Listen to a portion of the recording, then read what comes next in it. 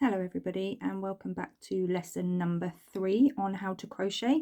I just wanted to continue from yesterday with our granny square that we were working on yesterday. So today I'm just going to do a short lesson on how to change colour and how to tie off your work.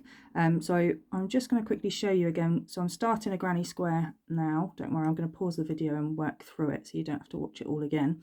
But just right at the beginning, so I've done my first lot of 3 crochet treble crochet up here, and this is my circle that I'm working into.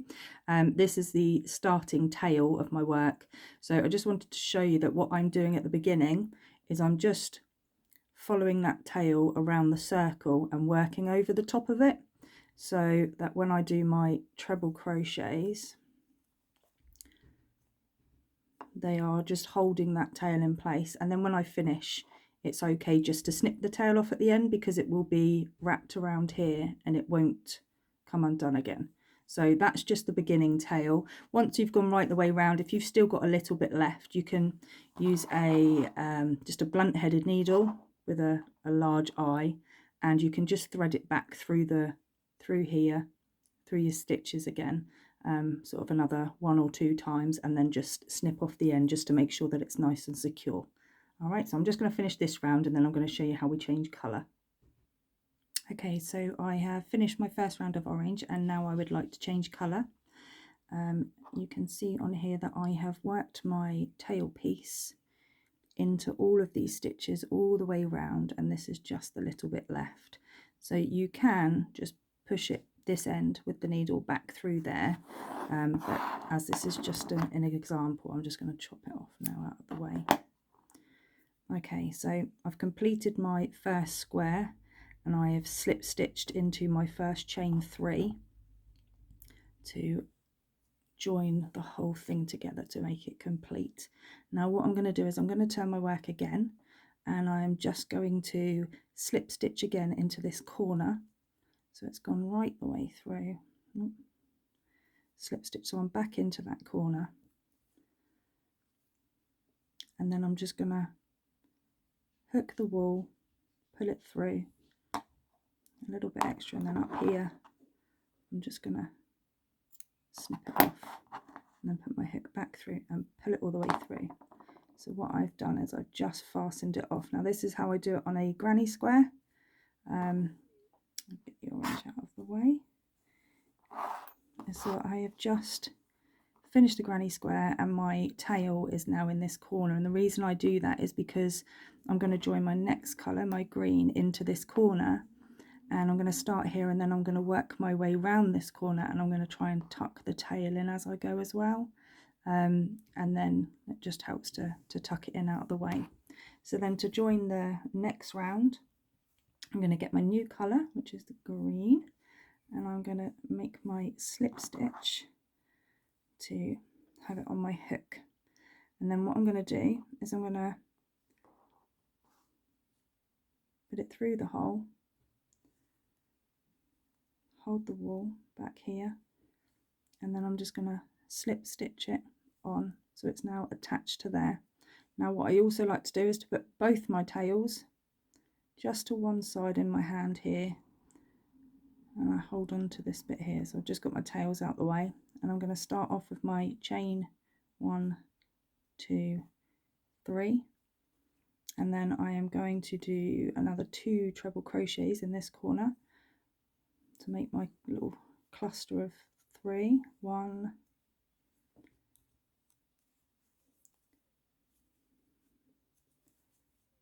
2.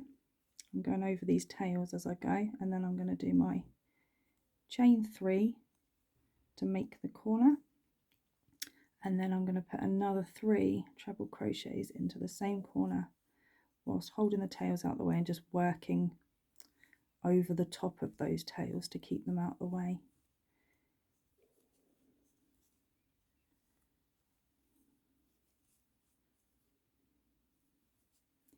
And then at the end, once you've finished all your way around, if you want to change again, and you've just got these 2 tails here, and with your needle just push them back through. I tend to do it 3 times, so from here they've already come through once. I push it back through here and then back through again, and then just chop off the ends. Make sure it's nice and secure in there. Okay, so I'm just going to finish round this round, and then I will come back to you and show you what we do next. Okay, so I've just finished round 2, slip stitched into the top of my first chain 3 to seal the round, and then I'm going to turn the work and slip stitch into this hole here again, and then, like I did last time, pull the wool through and then just cut up here and pull it through again. Okay, so on the back, this is the back of my work, so you'll be able to see on the back of my work we've got the tail up here, and these are the other 2 down here. So all I'm going to do with these is one at a time is just literally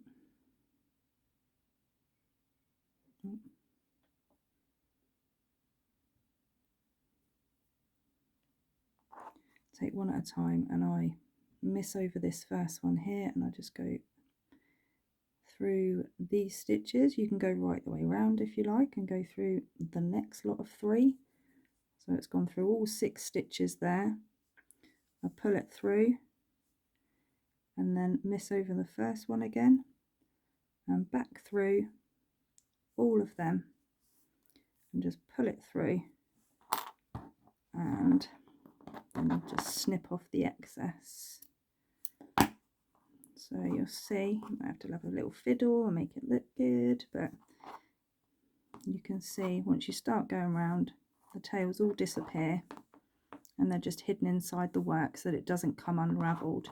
And then as I work on the next round up, I'll do the same with the green one and get rid of that. Okay, so that one's done. So weaving in your ends is not a fun job, sadly, but it is something that's very necessary for crochet. I tend to do it as I go rather than finish a huge blanket and then just have the next job is just to tie in every single end, which I hate doing. So I tend to just do it as I go and get it over and done with. So that's those 2 ends tied in. We've done the circle one, so that's tied in, and then we can just work on to the next. So I'm just going to quickly do it again for you and show you just one more time how we do it. Okay, so I've got my new colour. I'm back to my orange again. Going to just slip stitch this back into where I plan to start, which is right in this hole here where the last tail was. I guess you don't actually have to start there. You could start in a corner if you wanted. Whatever's easiest for you, whatever you, well, once you do a few, you can work out what's better for yourselves, what you prefer. So I'm going to start off here, chain my 3, 1, 2, 3, and then with my orange tail and my green tail, which is there, I'm going to just keep it over to the side and crochet over the top of them. So my first cluster of 3. Surprising how nervous I am actually sat in my own front room talking, well, I can only assume to myself. I'm really conscious of my own voice because everybody hates hearing their own voice back on video, don't they? Anyway, yeah, so those 3, then we chain 1 to jump over and then into the corner. So I'm just going to finish this round. You don't have to listen to me or watch me, but I'll come back once it's done. Okay, so now I've come to the end of my 3rd round, and I'm just going to literally, I've just slip stitched it to the top to finish it off. Actually, I'll do that again to show you because I'm just going to finish it completely now. So that was my, I'll do it again here. So I've got my chain 1 to jump across, and then I am going to slip stitch into the top of my first chain 3 and pull it straight the way through. So that's my slip stitch, and then what I'm going to do is I'm just going to pull it through again, cut off the end. So when you've finished your square, you just slip stitch it to the end and pull the wool right the way through so that's secured it into a knot there. And so you will have your square. They do go a funny shape, so I'm trying to pull it open so you can see how it's worked. Okay, so and then with your final tail, you're literally just going to use your needle, and